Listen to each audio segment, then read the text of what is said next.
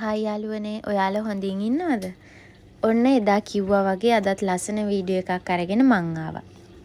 එහෙනම් අද අපි යමු කටාර්වල තියෙන නැෂනල් මියුසියම් එක බලන්න. මේ මියුසියම් එක ගෘහ නිර්මාණ ශිල්පී ජීන් නුවෙල් විසින් තමයි නිර්මාණය කරලා තියෙන්නේ. ඒ වගේම මේක කාන්තාර රෝස ස්පටිකයක ආభాෂයක් ගන්නවා. මේක කටාර්වල ඉතිහාසය, භූවිද්‍යාව, සංස්කෘතිය සහ අනාගතයේ සියලු වයස්කාරයන් සඳහා පරිපූර්ණ අත්දැකීමක් ගන්න පුළුවන් විදියට තමයි හදලා තියෙන්නේ. ඔයාලා දන්නවද කටාර් අද ලෝකයේ ධනවත් රටක් වුණත් මේ සියල්ල ආරම්භ වුණේ මේ මුහුදට බසිමින් හුස්ම අල්ලාගෙන මුතු සොයාගත් මිනිස්සු නිසා. මේකේ ලොකු කතන්දරයක් තියෙනවා ඉස්සර කාලේ මේ මිනිස්සු මුතු හොයාගන්න කරපු වෑයම් ගැන. ඒ වගේම දැන් ඔයාලට බලා ගන්න පුළුවන් එයාලා මුතු සොයා ගන්න භාවිතා කරපු පරණ උපකරණ. ඒ අතර තියෙනවා රත්න කැපීමේ උපකරණ, එයාලා නෞකා ගොඩ ගන්න භාවිතා කළ ලී මෙවලම්, දඩයම් කිරීමේදී මසුන් අල්ලද්දී භාවිතා කරපු උපකරණ, කඹ, කූඩ, කොකු, අත් උපකරණ සියල්ල එතන තියෙනවා. මේ දකින්න තියෙන්නේ ගල්ෆ් රටවල පරණ ජීවන රටාව. එයාලගේ අරාබි කෝපි බඳුන්, පැරණි තෙල් ලාම්පු, තේ කේතල්, කුප්පි, ඒ වගේ පරණ උපකරණ ටික. මේ තියෙන්නේ යාළ මුතු සෙවීමට මසුන් අල්ලන්න වෙළදාමට භාවිතා කරපු ඩෝ නෞකාව. මේක කටාර්, ඕමාන්, ඩුබායි වැනි රටවල් වල පැරණි නෞකාවක්.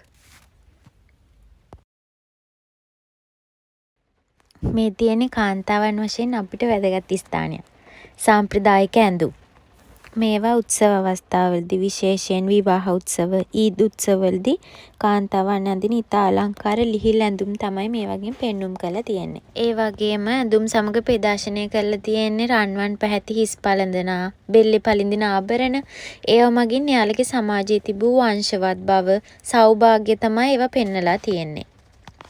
මෙතනදී ඔයාලට බලා ගන්න පුළුවන් බොහෝ ආභරණ රන් සහ මුතු යොදාගෙන ඉතා සියුම් ලෙස නිර්මාණය කරලා තියෙනවා. මොකද කටාර් ඉතිහාසයේ මුතු කිමිදීම ප්‍රධාන ජීවනෝපාය මාර්ගයක් වුණානේ. ඒ නිසා ඔවුන්ගේ ආභරණ සඳහා ස්වභාවික මුතු බහුලව වුන් භාවිතා කරලා තියෙනවා.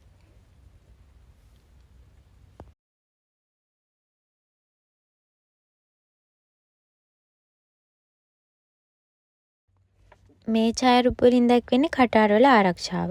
දඩයම්, සංස්කෘතිය සහ වංශවත් බව විදහා දක්වන ඓතිහාසික ආයුධ සහ උපකරණ තමයි මේ දකින්න තියෙන්නේ. බිත්තියේ ප්‍රදර්ශනය කරලා තියෙන්නේ සාම්ප්‍රදායික අරාබි වක්‍ර පිහිහෙවත් බංජාර් සහ කඩු වර්ගයි. මේවා අතීතයේදී පුරුෂයෙකුගේ ගෞරවය සහ සමාජ මට්ටම පෙන්වන සංකේතයන් බවටද පත් වෙලා තියෙනවා.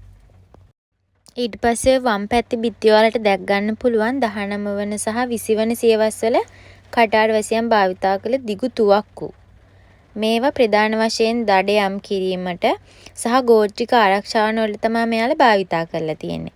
මේවායින් බොහොමයක් බ්‍රිතාන්‍ය හෝ ඔටෝමාන අධිරාජ්‍ය සමග පැවති වෙළඳ සබඳතා හරහා තමයි කටාර් දේශයට ඇවිල්ලා තියෙන්නේ.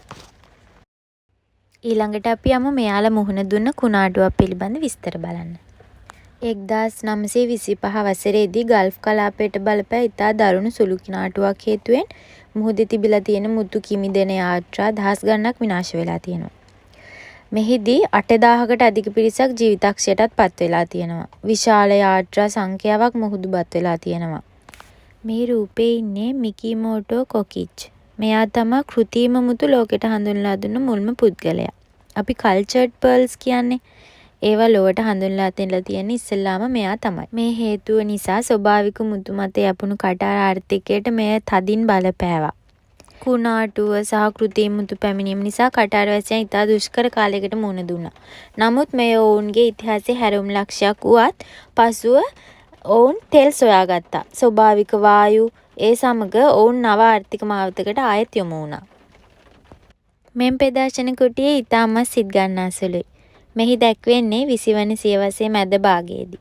ඒ කියන්නේ තෙල් සොයා ගැනීමෙන් පසු කටාර් නිවාසවලට පැමිණි මුල්ම නවීකරණ උපකරණ.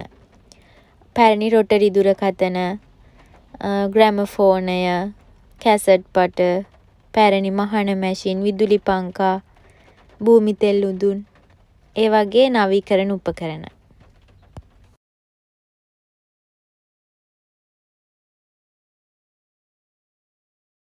බිත්තියේ කැටයම් කර ඇති පැරණි මෝටර් රථ සහ බයිසිකල් මගින් එකල පැවති ප්‍රවාහන සේවාවන්හි දියුණුව පෙන්වයි.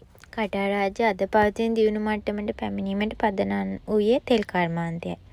මුල්ම කාලයේ තෙල් කැණීම සඳහා භාවිත කළ යන්ත්‍ර සූත්‍රවල ආකෘති සහ ඒවා ප්‍රවාහන කළ ආකාරය දක්වන ඓතිහාසික ඡායාරූප මෙහි දැක්වෙනවා. ඉතින් අද අපි නරඹුවේ සරල මියුසියම් එකක් නම් නෙවෙයි. ඒ කටාර රටේ හදවතයි. වැලි අතරින් උපන් කතාවක් ලෝකේ ජයගත් ආකාරය අපි මේ ගමනින් දැනගත්තා. කටාර ජාතික මියුසියම් අතීතය ආරක්ෂා කරමින් අනාගතය නිර්මාණය කරන ස්ථානයක්. ඉතින් කටාර වල ඉන්න අයට කටාර වලට එන්න හිතන් ඉන්න අයට ආවට පස්සේ හෝ ඉන්න අයට යන්න පුළුවන් ලස්සන තැනක් තමයි නැෂනල් මියුසියම් එක කියලා කියන්නේ. ඉතින් ඔයාලත් ගිහින් මම මේ ගත්ත අත්දැකීම ගන්න කියලා ආරාධනා කරනවා. මගේ වීඩියෝ එක ලස්සනයි නම් ලයික් එකක් දාලා කමෙන්ට් එකක් දාලා යන්න. අලුත් වීඩියෝ එකකින් ආයෙ හමු වෙමු. සුබ දවසක්. බයි.